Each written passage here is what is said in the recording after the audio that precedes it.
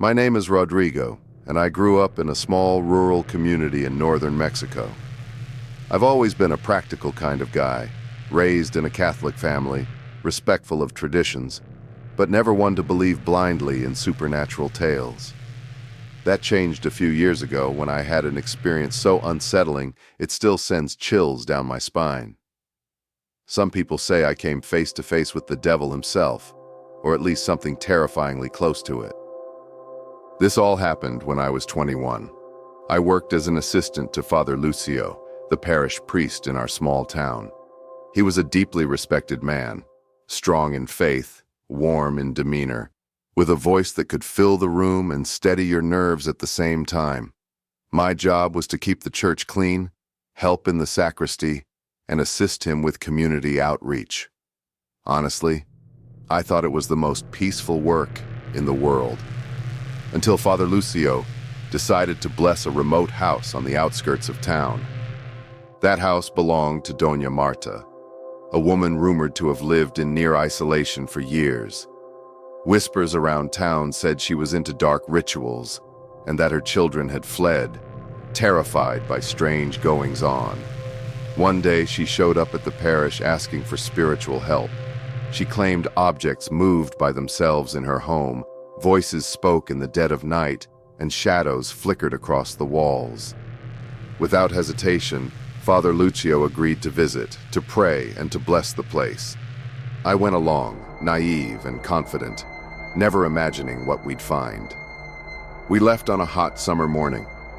The dirt road that led to the house was narrow and desolate, framed by cacti and an oppressive stillness. As soon as we arrived, Doña Marta greeted us, looking pale and exhausted, like she hadn't slept in weeks. The moment I walked inside, a wave of heat and musty air hit me.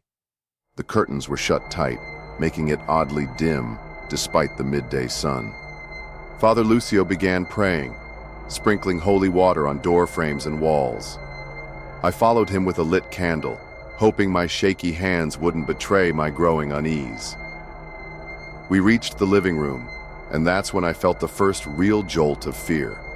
The temperature suddenly dropped, as if someone had opened a freezer door right next to me. I got a splitting headache, and I noticed the priest stagger slightly, like he'd been pushed. Then one of the doors slammed shut, so violently it made me jump.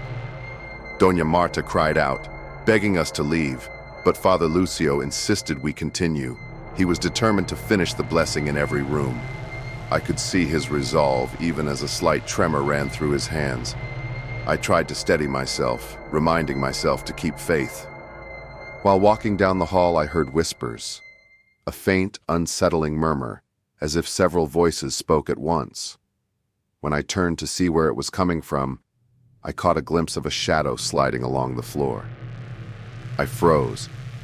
My heart pounded so loudly I could barely hear Father Lucio telling me to stay calm. Our final stop was the main bedroom, an oddly large room with boarded-up windows and a foul stench that made my stomach churn. Father Lucio began sprinkling holy water and chanting prayers. That's when we heard it, a low, menacing growl, like a wounded beast. The sound came from an ancient wooden wardrobe against the far wall, and it felt like the air itself vibrated. It growled again, louder this time, and then someone, slammed hard against the wall. Doña Marta clung to my arm, screaming for us to get out. I watched Father Lucio's knuckles whiten around his prayer book. His voice wavered, but he pushed on, voice rising in fervent prayer. The sight of him standing firm despite the terror gave me a sliver of courage. Suddenly, my candle blew out, as if snuffed by an invisible hand. At that same instant, I felt something brush against my back, just a light touch, but cold and unsettling. My entire body tensed, and I nearly cried out. A sense of profound malice filled the room, pressing down on us, feeding on our fear. The walls seemed to shift, and the floorboards groaned. A framed picture hanging nearby shattered. Doña Marta screamed my name, pulling at me to leave. Yet Father Lucio stood his ground. continuing his prayers with a fierce determination. I could see sweat dripping down the sides of his face. He was locking eyes with something I couldn't see clearly, just a twisted, shadowy presence in the corner, radiating hatred. Then, as quickly as it had flared up, it stopped. The growling faded into silence, and the oppressive heat turned to a dry, eerie chill. Father Lucio glanced at the crucifix he was holding, eyes full of relief and lingering shock. He approached the wardrobe carefully, and when he opened it, the stench intensified. Pinned to the back and sides were dozens of bizarre drawings, horned figures, demonic faces, and strange symbols I'd never seen. It looked like someone had been performing some disturbing rituals in that very spot. With a firm hand, the priest doused the wardrobe, the floorboards, and the walls with holy water, reciting a final prayer in Latin. He then insisted that Doña Marta open all the windows, let sunlight and fresh air in, and rid herself of any items tied to those dark practices.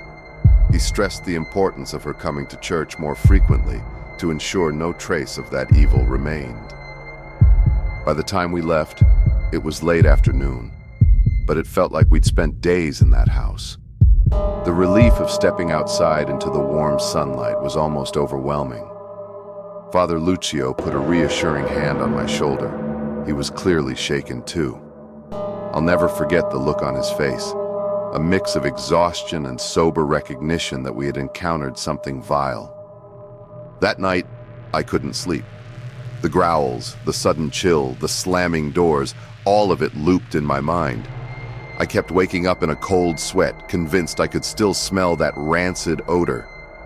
A few weeks went by, and Doña Marta moved in with a niece in another state. She said she couldn't stand living there anymore. Father Lucio and I only went back to that house once, to clean it up and see if her relatives wanted to collect anything. It was practically empty, stripped of most belongings. Yet when I walked into that main bedroom, the wardrobe door was slightly ajar, and I felt a chill run straight through me. I said a quick prayer under my breath, then left without looking back. I don't know if what we encountered was the devil himself, or some manifestation of evil brought on by dark rituals. Town gossip about Doña Marta's practices ran wild. Others say it was just group hysteria. But I know what I felt. Pure terror, unlike anything else in my life. Even now, years later, I get shivers recalling the growling, the shadow, and that sense of an unseen predator just inches away. Some people don't believe me, and I understand. I wouldn't blame anyone for doubting such a story. But this experience taught me how real darkness can feel when it's so close. Sometimes I wake in the middle of the night, hearing that snarl echo in my head. A prayer and a small lamp by my bed soothe me a bit, but the fear never quite leaves. In the end, I'm thankful Father Lucio was there. He showed me that faith can be a shield, even when fear has you by the throat. I like to think we helped weaken whatever was tormenting Doña Marta, or at least chased it out of that house. It was the only time in my life I've ever felt something that I can only describe as truly malevolent. So that's my story. My advice for anyone who hears it is simple. Don't go poking around in things you don't understand. Sometimes, if you're not careful, you leave a door open for something awful to slip through. Call it the devil, call it a dark force, call it whatever you like, but I know it's out there. And I pray you never have to face it the way I did. Have you ever experienced something creepy? Share your story in the comments. I'll be reading. Don't forget to subscribe for more scary stories.